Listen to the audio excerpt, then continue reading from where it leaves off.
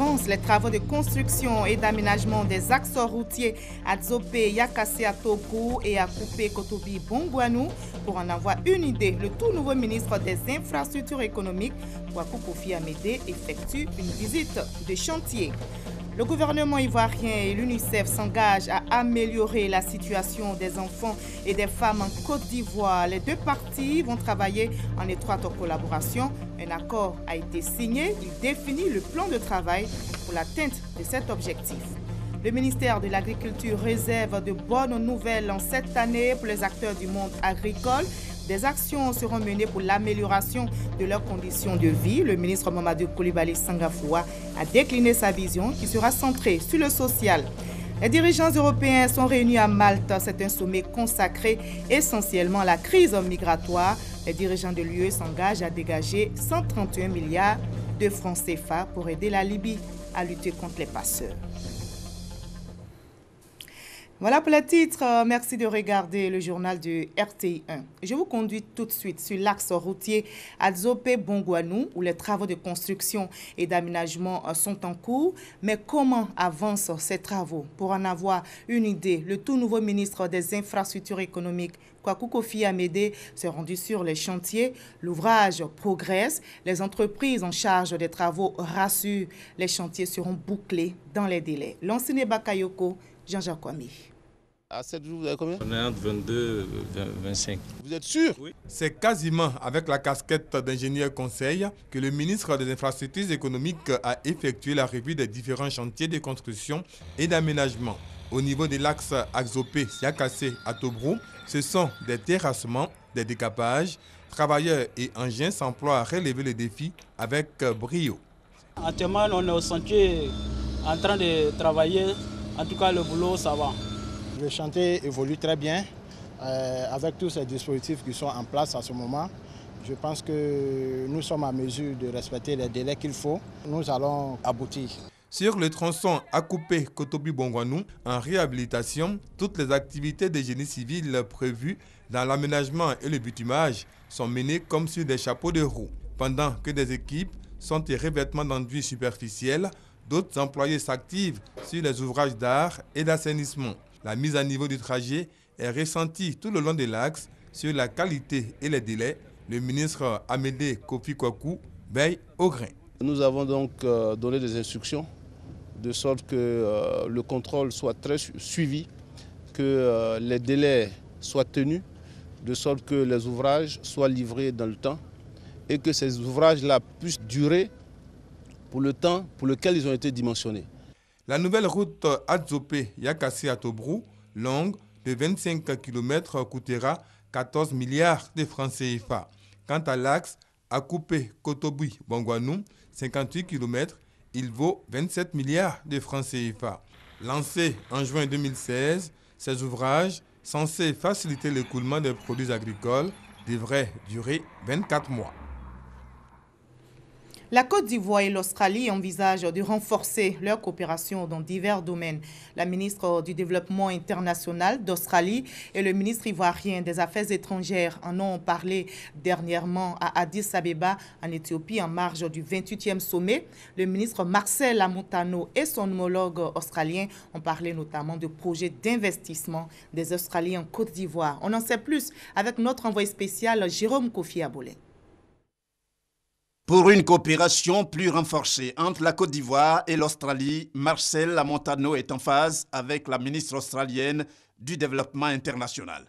C'est à l'occasion de la 28e conférence des chefs d'État et de gouvernement de l'Union africaine tenue récemment à Addis Abeba que le ministre ivoirien des Affaires étrangères, membre de la délégation de la Côte d'Ivoire conduite par le vice-président ivoirien Daniel Kablan-Duncan, reçoit son homologue d'Australie. Selon la ministre australienne, cette rencontre avec Marcel Amontano constitue un cadre propice pour évoquer divers sujets d'intérêt commun, notamment en ce qui concerne la commercialisation des produits agricoles, comme le cacao, le tout en vue du renforcement de la coopération bilatérale. Nous avons évoqué plusieurs sujets, dont notamment quelques candidatures, dont la nôtre, pour le Conseil des droits de l'homme l'année prochaine, dont également la candidature de la Côte d'Ivoire pour le Conseil de sécurité de l'ONU, mais nous avons également pris l'occasion de parler de notre coopération plus large, de produits de commerce, de l'échange de cacao, dont je suis un fan. La ministre du Développement international d'Australie ne manque pas de préciser par ailleurs qu'une collaboration étroite avec son hôte reste de mise pour que les relations ivoiro-australiennes continuent d'être un exemple. L'État ivoirien renforce également sa coopération avec l'UNICEF, le Fonds des Nations Unies pour l'enfance, et le gouvernement ivoirien s'engage à améliorer la situation des femmes et des enfants en Côte d'Ivoire. Les deux parties vont travailler donc en étroite collaboration. Un accord a été signé. Il définit le plan de travail pour l'atteinte de cet objectif. Plus d'explications avec Raymond Guivi. Améliorer la situation des femmes et des enfants en Côte d'Ivoire. Objectif principal de ce plan de travail qui marque le renforcement de la coopération entre l'UNICEF et la Côte d'Ivoire. Autour de la table, directeurs et membres des cabinets des deux partenaires, la Côte d'Ivoire et l'UNICEF. Le plan de travail couvrant la période 2017-2018 est donc validé et peut dès à présent être mis en œuvre. Ce plan repose sur la mise en œuvre de la politique nationale de protection de l'enfant. Par cette signature, l'UNICEF réaffirme son engagement aux côtés de la Côte d'Ivoire. Les différentes activités, au nombre de 10, que nous avons élaborées ensemble avec ce ministère, vont œuvrer dans le sens pour protéger les enfants contre la violence, leur bien-être, pour qu'ils puissent se développer dans un environnement sain. Nous jouissons une très bonne collaboration depuis des années, que 2017 soit encore une bonne année de collaboration, et nous espérons qu'au bout de cette année, nous apportons quand même des résultats palpables pour le bien-être des enfants. À travers ce don qui est fait, nous avons plusieurs activités que nous allons réaliser pour la protection des enfants et des femmes de Côte d'Ivoire, avec le soutien du partenaire qu'est l'UNICEF. Et donc nous nous en réjouissons bien sûr. Ce plan a pour effet que d'ici à 2020, les enfants et adolescents, en particulier les filles, puissent avoir accès à des services de prévention et à des services de prise en charge adaptés et durables dans un environnement favorable à leur protection. L'UNICEF a également procédé à la remise d'un véhicule type 4x4 au ministère de la Femme, de la Protection de l'Enfant et la Solidarité en vue de l'aider dans la bonne conduite de sa mission. Le ministre de la Communication, de l'Économie numérique et de la Poste poursuit ses visites dans les structures sous tutelle après la ACA et le CNP hier. Le ministre Bruno Koné-Nabagné a mis le cap aujourd'hui sur la KIDP, la Commission d'accès à l'information d'intérêt public et aux documents publics. Il s'est aussi imprégné des conditions de travail du Comité national de migration vers la télévision numérique terrestre.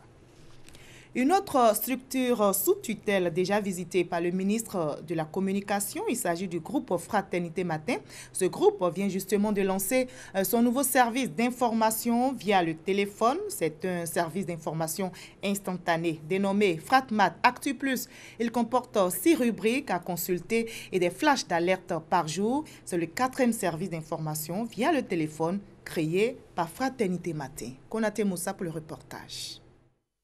Le groupe Fraternité Matin renforce sa politique de diffusion d'informations via la téléphonie mobile. Après Fratmat Mobile, Fratmat Express, Fratmat Actu Plus, le nouveau service d'information instantanée sur le téléphone portable. Fratmat Actu Plus est un service qui, à travers ses 6 rubriques que sont finance, coaching job, actualité, sport, vie de star et rendez-vous, s'adresse à l'homme d'affaires, aux jeunes cadres dynamiques, à la femme dynamique, à l'étudiant en quête d'emploi, aux férus de sport. Avec son expérience de plus de 50 ans, Fraternité Matin veut demeurer une référence dans le paysage de la presse. Le numérique est donc une arme de combat pour le premier groupe ivoirien de presse en Côte d'Ivoire d'assurer sa mission de média de service public. Le constat, c'est que de plus en plus, depuis les jeunes jusqu'aux personnes d'un certain âge, tout le monde se met au niveau du numérique. Donc tout le monde a un téléphone. Et pour nous, c'est une opportunité. Fratmat Actu Plus est accessible aux abonnés de l'opérateur mobile partenaire. La souscription coûte 103 francs par semaine et par rubrique. Le ministère de l'Agriculture réserve aussi de bonnes nouvelles pour les acteurs du monde agricole. Des actions seront menées pour l'amélioration de leurs conditions de vie. L'annonce a été faite aujourd'hui à l'occasion de la traditionnelle rencontre bilan du ministère de l'Agriculture. Le ministre Mamadou Coulibaly Sangafoua a décliné sa vision qui sera centrée sur le social, nous explique Noël Nyagno. Nous avons décidé, mes collaborateurs ici réunis et moi-même, de placer 2017 sous le signe du social.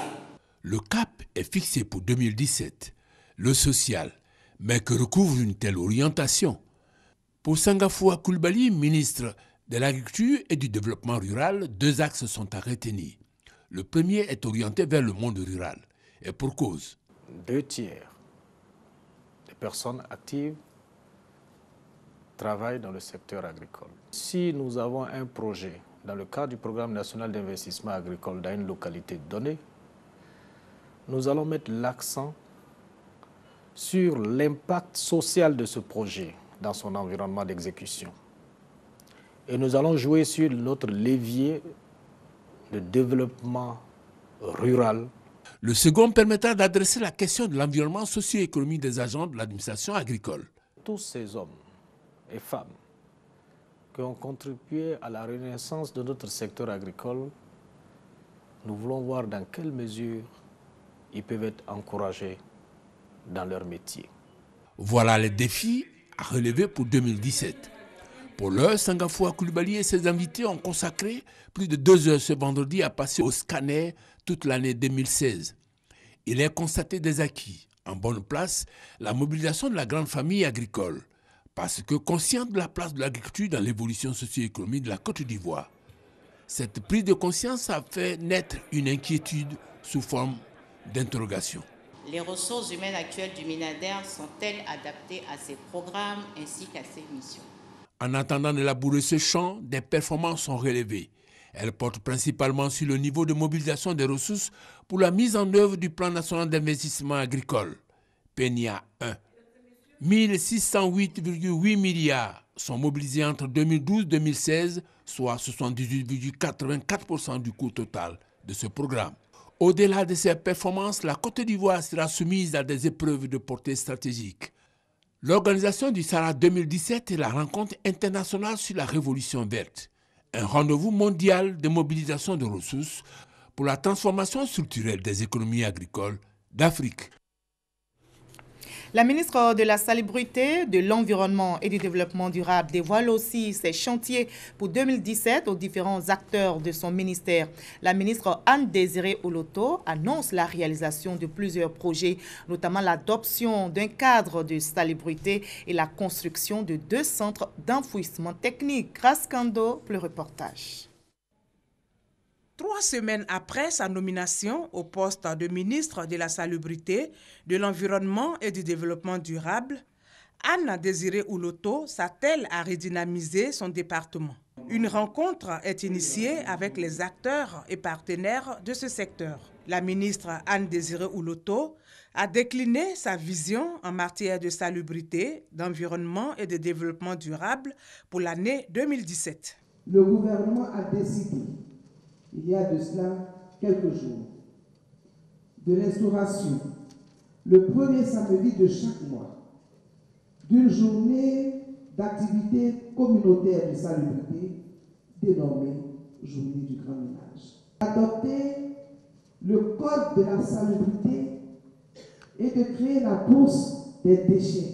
Il s'agira également de procéder à la fermeture, et cette fois pour de vrai, à la réhabilitation de la décharge sauvage d'Aquedoux, pour de vrai, et à la construction de 2 centres d'enfouissement technique. Avant ces grands chantiers, plusieurs actions ont été menées en matière de salubrité. La résolution des questions environnementales nécessite une synergie d'action selon la ministre de la Salubrité, de l'Environnement et du Développement durable.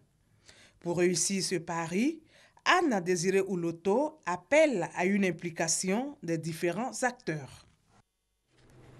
On passe maintenant au chapitre défense de cette édition avec l'opération Épervier 2 qui a été réactivée aujourd'hui à la préfecture de police d'Abidjan. Il s'agit d'un plan de sécurisation de tout le territoire ivoirien contre le banditisme. Les forces de police chargées de la sécurisation du district d'Abidjan ont reçu des consignes claires de leur hiérarchie, traquer les délinquants partout où ils se trouvent. Michel Digri. Après quelques mois d'interruption, l'opération Épervier 2 réactivée, avec 3000 agents des forces de sécurité mobilisés au quotidien.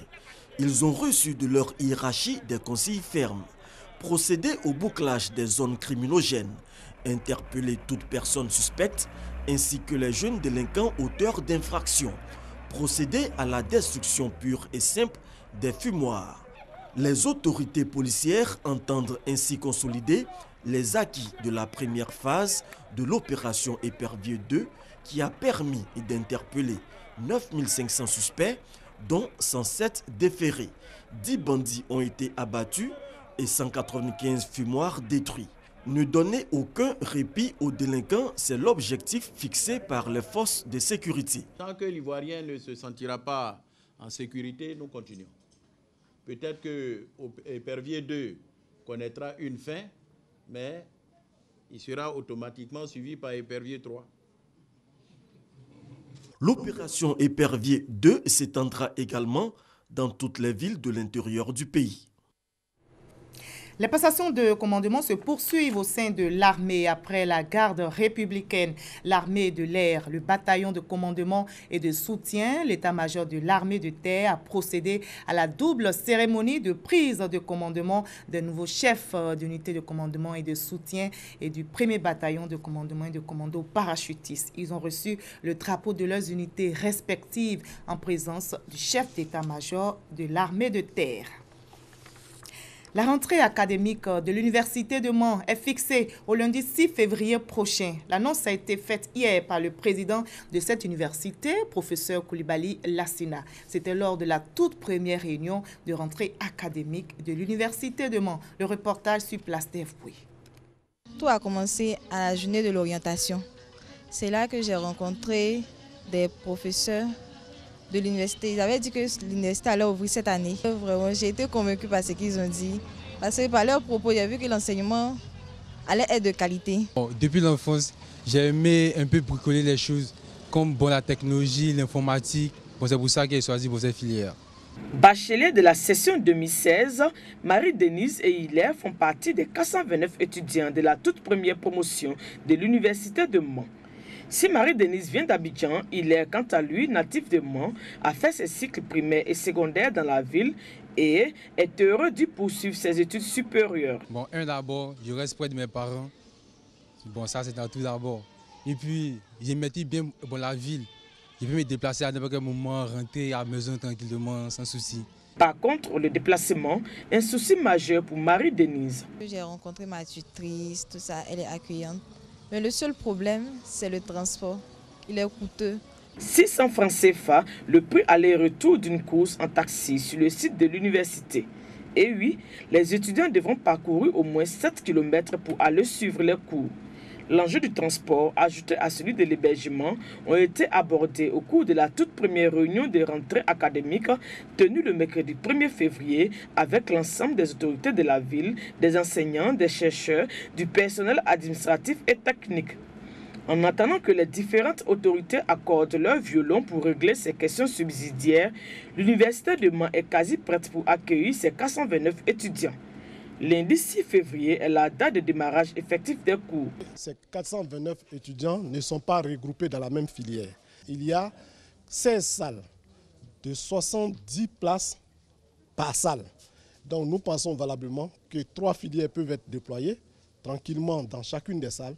Les enseignements peuvent commencer et techniquement déployer les 320 dans 4 autres salles avec un système de téléenseignement. L'Université de Mans comprend 4 unités de formation et de recherche, 5 écoles, un centre de recherche et un institut. Les étudiants se démarqueront avec le port d'uniforme. En attendant donc le 6 février, Marie-Denise et Hilaire règlent les derniers détails de leur inscription. En attendant ce 6 février, intéressons-nous au Conseil régional du Bafing qui s'attelle depuis 2013 au développement de la région. Plusieurs actions ont été menées pour réduire le taux de pauvreté dans cette région située au nord-ouest ivoirien. On en sait plus avec Chantal et Oumar Kandan. Depuis 3 ans, le Conseil régional du Bafing s'est investi dans l'amélioration des conditions de vie des populations. Ces engagements ont permis la réalisation de nombreux projets de développement. Projets qui s'inscrivent dans les domaines de la santé, de l'éducation, de l'adduction en eau potable, du reprofilage des routes et de l'électrification rurale. Ces réalisations ont été possibles grâce au président de la République, Alassane Ouattara. Lors de la pose de la première pierre et de l'inauguration de bâtiments scolaires, les populations ont exprimé leur reconnaissance au président du conseil régional et à son équipe. Lassina Diomandé a invité les guides religieux et les populations à soutenir le chef de l'État. Des soutiens qui se traduisent par des séances de prière et d'invocation dans toutes les localités visitées. Sarah Sako Fatiga et Lassina Diomandé ont expliqué aux populations les dispositions prises par le président de la République pour la paix et le renforcement de la cohésion sociale afin de privilégier le dialogue et les négociations en cas de revendication.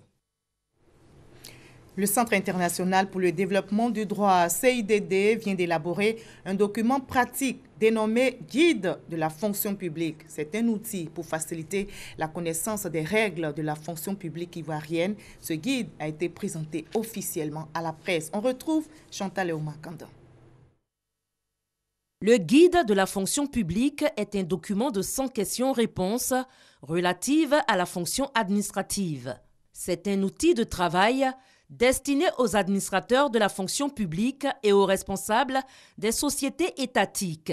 Il a été conçu par le Centre international pour le développement du droit, CIDD. L'élaboration de ce guide obéit à notre souci de mettre à la disposition des administrateurs un document, un outil de travail qui leur rappelle l'essentiel des règles qui gouvernent leurs fonctions, pour les aider à les améliorer, pour les aider aussi à se rappeler ces règles lorsque éventuellement il y a un oubli quelque part. Pour les fonctionnaires, c'est un document qui servira de repère. J'occupe une fonction et il y avait beaucoup d'interrogations qui ne trouvaient pas réponse.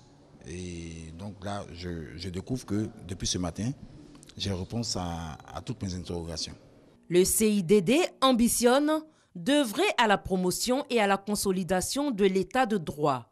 Ce guide édité sera mis gratuitement à la disposition de la fonction publique.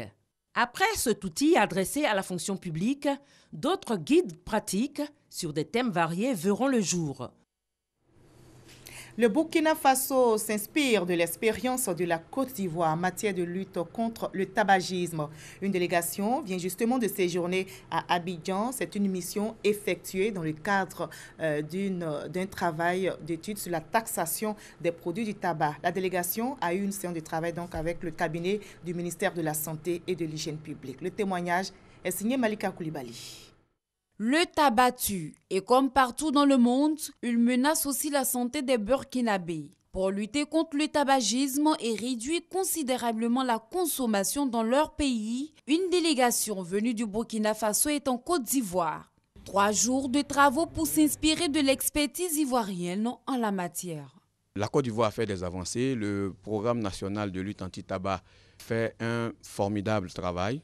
Nous avons appris, par exemple, qu'il existe un décret interdisant de fumer dans les lieux publics, dans les débits de boissons. Et nous avons pu constater l'effectivité de cette mesure-là qui est également taxée, sanctionnée en cas de contravention. Interdiction de fumer dans les lieux publics, décentralisation des activités de sevrage tabagique, mobilisation des artistes contre le tabagisme, autant de mesures qui ont permis à la Côte d'Ivoire de faire un progrès dans la lutte. Mais le clou de la politique de lutte contre le tabagisme demeure la taxation sur les produits du tabac. Nous leur avons appris toute notre stratégie, toute la stratégie que le ministère de la Santé a mise en place. Et vous avez vu que depuis 2013, chaque année, il y a une vaste campagne de sensibilisation En matière de taxation, il y a une politique qui a été mise en place, taxation mixte ad valorem, qui s'applique évidemment comme tous les produits, mais surtout les produits dangereux.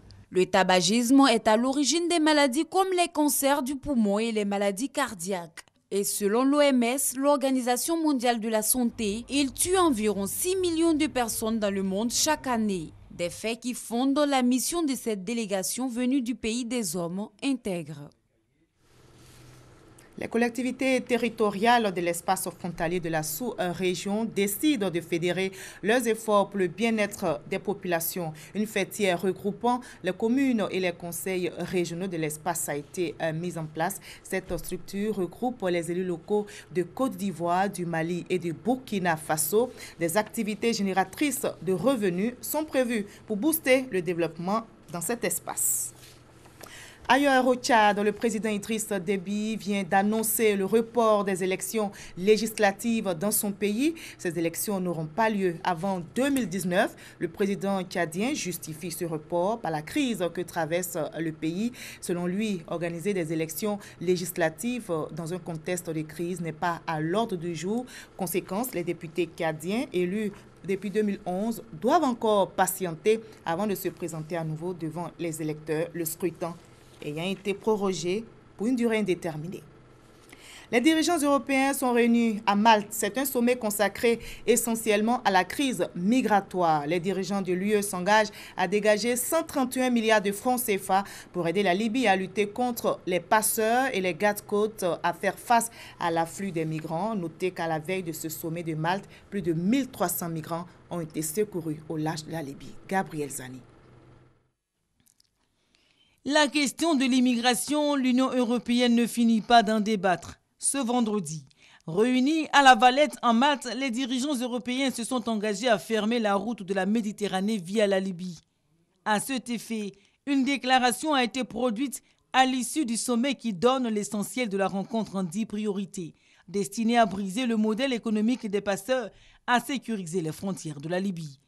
10 mois après la quasi-fermeture de la route migratoire passant par la mer Égée, plus de 180 000 tentatives en 2016 ont été enregistrées, dont 90% partis de Libye. L'aide de l'Union européenne vise à contenir les migrants derrière les eaux territoriales, où ne peuvent entrer les opérations de sauvetage et de surveillance chapeautées par l'Union, dans l'espoir de limiter le nombre de personnes arrivant sur le territoire européen. Mais beaucoup restent cependant sceptiques devant l'ampleur de la tâche dans un pays en proie au chaos depuis 2011 et où le gouvernement d'union nationale en place à Tripoli est loin de contrôler tout le territoire. L'Union européenne se fixe également pour objectif de coopérer avec le Haut Commissariat aux réfugiés de l'ONU et l'Organisation internationale des migrations pour assurer de bonnes conditions d'accueil aux migrants stoppés et assister les volontaires dans un retour vers leur pays d'origine. La France à nouveau frappée par une attaque terroriste. Un assaillant armé d'une machette a agressé aujourd'hui des militaires déployés au musée du Louvre à Paris. Un des militaires a été légèrement touché, mais l'agresseur, lui, a été grièvement blessé par des tirs de riposte. Arrêté, aucun explosif n'a été retrouvé dans les affaires de l'assaillant. Une perquisition est en cours dans le 8e arrondissement de Paris en vue de trouver des preuves ou des complices de l'agresseur. L'assaillant a été identifié comme un Égyptien arrivé récemment en France. Le parquet de Paris a ouvert une enquête. En sport, football, demain samedi, le Ghana et le Burkina Faso vont s'affronter pour tenter d'occuper la 3e place de la CAN 2017. En attendant la finale qui opposera l'équipe d'Égypte et celle du Cameroun, ces deux équipes donc vont s'affronter pour la 3e fois en finale de la Coupe d'Afrique des Nations de football. Et ce sera ce dimanche 5 février à Libreville, au Gabon. On termine par cette page sombre. La dépouille du célèbre couturier styliste Tidiane Traoré est arrivée à Abidjan dans la nuit de mercredi à jeudi en provenance de Tunis, la capitale tunisienne, où le couturier est décédé lundi des suites d'une longue maladie. La levée de corps a eu lieu donc aujourd'hui à Ivosef en présence de parents et connaissances, suivie de l'inhumation à Grand Bassam.